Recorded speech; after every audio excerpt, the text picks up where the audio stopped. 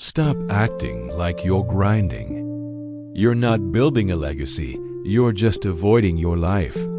You walk around telling people you're so busy. With what? Scrolling? Overthinking? Fake productivity doesn't make you successful. It just makes you exhausted and empty. Being busy is the adult version of hiding under the bed. You're using it to avoid decisions, avoid risks, avoid living. And here's the truth. No one's coming to rescue your wasted potential. You say you're overwhelmed. No, you're just distracted.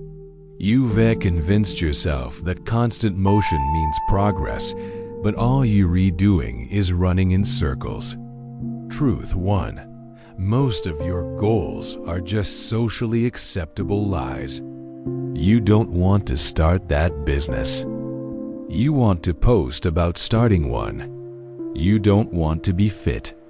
You want to look like you care about your health. Truth 2.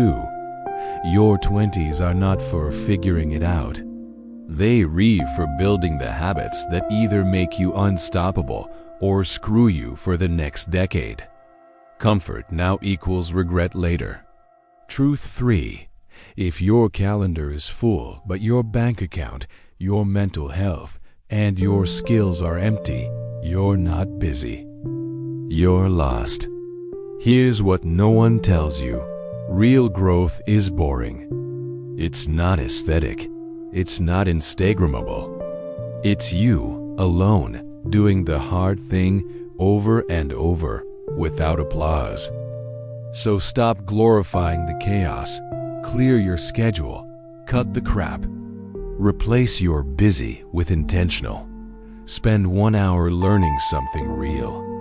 Spend 30 minutes planning instead of reacting.